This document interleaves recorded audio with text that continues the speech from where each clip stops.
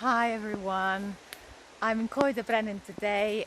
It's one of the bigger woods in North Wales. This is not where I was going to go today, but this morning the weather forecast was just terrible. Pretty much all over.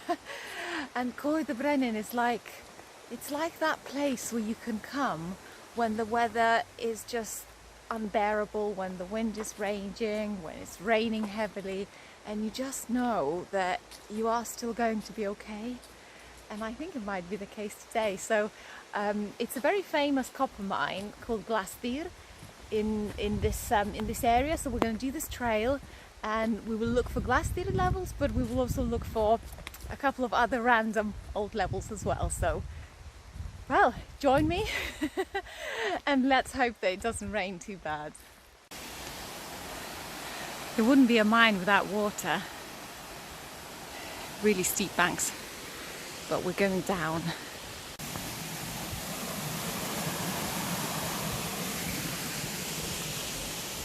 So now we're approaching the actual mine site, and just over here, see if you can make out a wall. It might be more obvious if I walk around to that side, but where it's all grown over with ivy and things. This was the bottom of the incline, and the incline ran straight up. It's very, very steep hill, and so the ore would be transported down here, and there was a processing floor here with a big chimney, but that does not remain anymore. And because in fact the percentage of copper ore was very small, so they had to process it quite vigorously to try and extract copper out of it. So as I've mentioned, as there was an incline, that means that the levels were quite high up above, and that means we're going to have to climb that hill.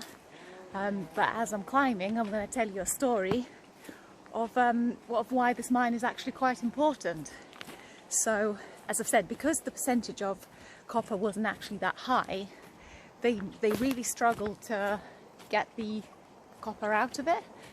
And they tried various methods. You know, they were crushing it. Essentially what you do is you turn it into powder, and then you try and sift it out and separate it. So what they realized is that if they could mix it with some oil, literally it would eventually float together with the oil. So it's like I mean, it's a simple principle, isn't it? It's still used nowadays, obviously a lot far improved. But that was the basic principle, that copper would stick to the oil and then float at the top.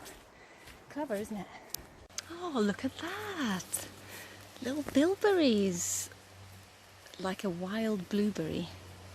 They're so tasty. Yum. But as you munch on wild bilberries, you think, is it wise? Because actually this area here, this was the tailings pile. So essentially this is where they were dumping all the waste straight down and into the river. So all the material from the ore, sort of the discarded material, or the crushings as they would call them, was dumped down there into the river. So much so, there was so much pollution that there was even a court case in the late 19th century. That literally all that sand, it sort of looked a bit like black sand almost. It was gathering into almost like sand dunes along the banks of the river. And of course, salmon fishermen were complaining that that was affecting the fish. And can you see that little building there? There's some corrugated roof just up above. Well, so if you think that it couldn't get any more ridiculous, a local vicar ran a scheme in the 1930s where he was generating electricity there. That little building housed a couple of Pelton wheels. But what he didn't realise is that where the water was coming from the mines, essentially was gathering a large pool of that water to run these wheels. And when he released all of that into the rivers, it killed all the fish, literally. So he killed more fish in that short space of time than the mine had done in the last 70 years prior to that. Yeah, bad vicar. Oh, and in fact, here's the actual pipe that was feeding his hydroelectric scheme. So this was the dirty mine water coming from up above, and you can see how thick this pipe is. I don't know if you even realize how massive it is. So this is, if that's my hand, you know, this is the size of a person, and that was all coming down to the Pelton wheels to generate electricity. Quite like how they built a support there out of stone and sort of slate-like material to preserve the angle, because this would have been very, very heavy. And up we go. Now we reach the site of the grinding mill. It's a shame that the site was allowed to, the path was allowed to grow over, so it's difficult to get here. But this is where all the ore was being crushed, and potentially these were the floors. Oh yeah, so you can see here, this is the mill floor, and potentially this was, or maybe this was the engine site. But essentially, whenever you see these kind of bars, you know that this is where the machinery would have been fixed. So it's quite a substantial wall, and this is a lower mill site. Really extensive operation, and in fact all the processing was done on site, so that would make sense, and some very nice views.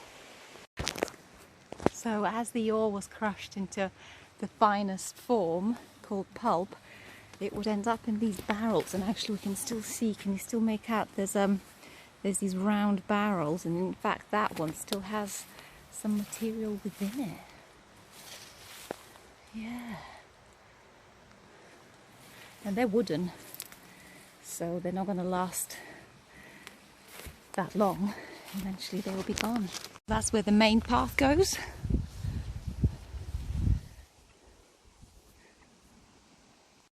And there were these incredibly heavy hammers called stamps that were literally crushing the rock at their own weight.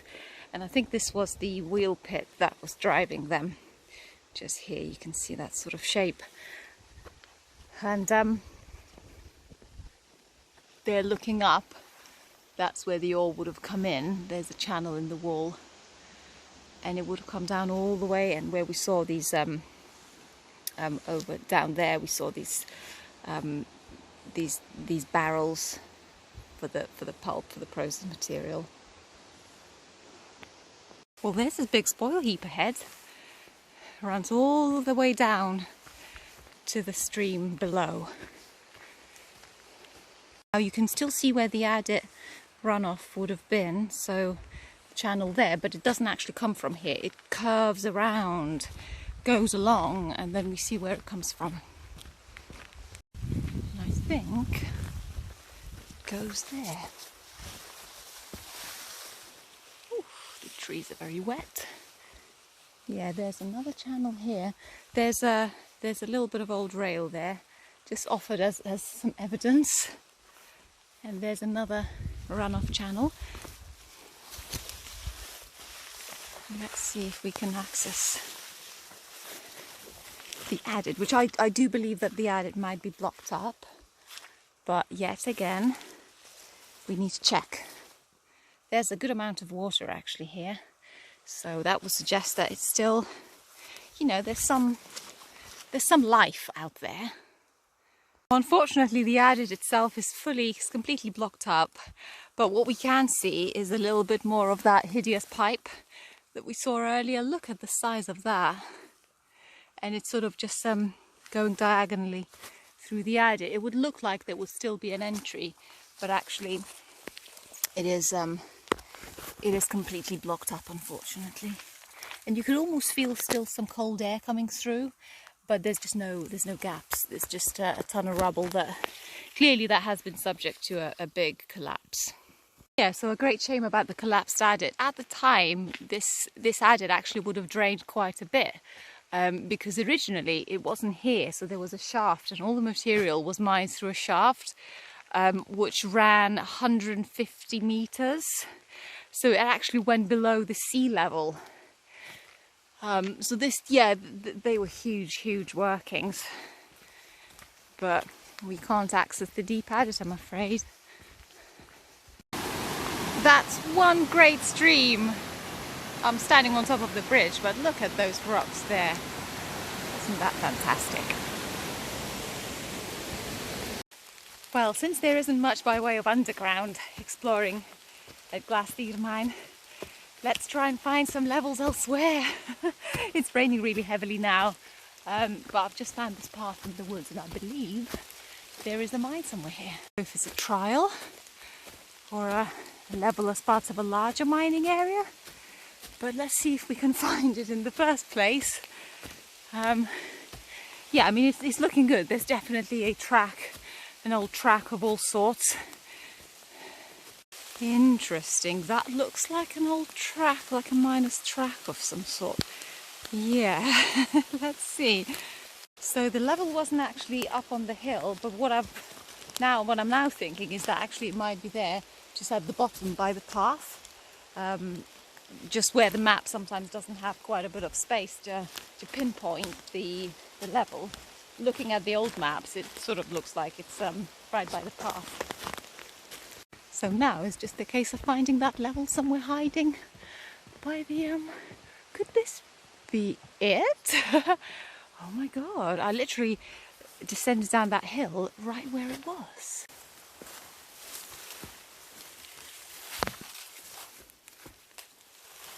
Okay, let's see. Oh my god, yeah. Yeah, I was worried it might be a shaft for a moment, but it's actually a nice straight level. However, does it go is the question. It's rather cold in here. It's really funny weather today, where it's really, really, really warm, but just non-stop rain. All right, let's have a look what's happening in here. Oh dear, is that a collapse? Or could we skirt past it? What can I do? But look at this collapse. It's quite treacherous. And what's happening beyond it? Ooh. Wow. And it looks like it carries on beyond it. So now the level does carry on beyond this mini collapse. However, if we look further, it actually doesn't seem to go very far. It looks like it leads to an immediate collapse. Well, it's actually an end, so maybe this was a trial level, because it's not a collapse at the end. It just literally, there's nothing there. It's obviously flooded there a little bit more where it isn't draining as well, because this collapse is creating a dam of sorts. But yeah, it doesn't really go. So I have found another level also by the road, so let's go and have a look. Well, so what's inside the level? Oh, ta-da! It's just a tiny, tiny trial, and it doesn't go in at all. So unless you want to look for old bits of metal as artifacts from probably all like 50s and 70s and 80s, that is no good. So there were no underground workings accessible in Glasdir mine. And in fact, they say that the entire mine is flooded, so the entire shaft is flooded down, and if at some point the deep adit was to become open again, it probably would just flood the with such force it would just all come out. But anyway, for now, I've got another mine in mind, but first of all we need to cross the river. The idea is with this river is that there are stepping stones, but really it's in the form of this concrete structure that you should be able to just walk through with the wellies. So fortunately the flow isn't that strong, so literally with the wellies I'm able to just very, very carefully cross over. And on the other side, I know that we should be able to find a mine. So the path to the mine has disappeared, so the only way is to actually climbing the stream, well, the course of the stream, because thankfully it's not winter, which means it's mostly dry. Just very slippery and very, very steep. But it should work. I wonder whether that's something that they would have made use of back in the mining days. It almost seems like the stream has been maybe sort of manually carved out.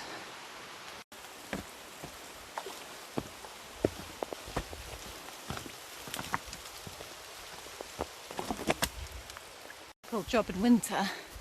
And I think actually here I can almost pick up a path of sorts. Yeah. Oh, that's handy. Still a little bit to go, but I can see there's a big blue pipe, so we're in the right place. And a big lump of quartz in the stream. That's got to mean something as well. Well, so I've reached the level, level 1. So the stream obviously continues up, and I think there's more levels there. But straight away, there's one here. Oh, and someone's lost their cycling glasses. Straight away, there's a hole in the ground, which then straightens out into a level. That looks quite a small, sort of older one. Very, very exciting. Well, so now it's just a case of seeing if it goes. Yeah, it does look like it goes. It might be a bit wet, but the only way to find out is... Okay, well, we're inside, and it's quite low, but I can still stand. And it seems like we've got hard ground. Yes, it's flooded, and I don't know if it's going to go over belly level, but it is hard ground, so that's really, really good. And it looks like it maybe forks right over there. Straight away. Hardly in.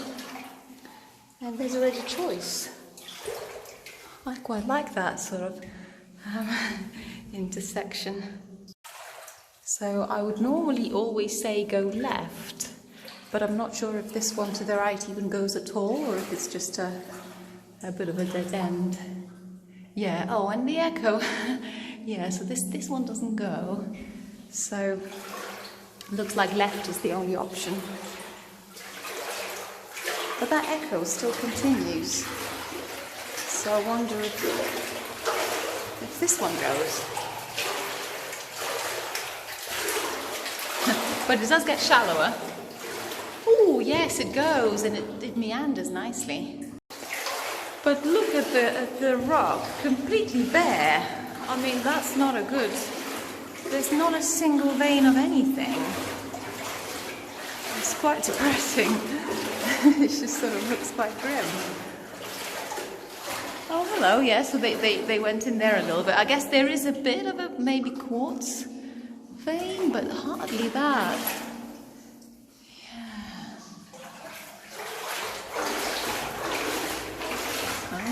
What do we have here?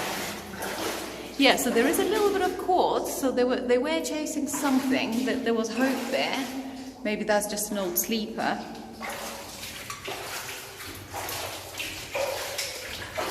Yeah. Oh, okay, well, no, clearly they didn't find anything, because that's where it ends. Okay, so this is essentially just the little trial next to the mine, because I know there was a mine, and it couldn't have been completely unsuccessful.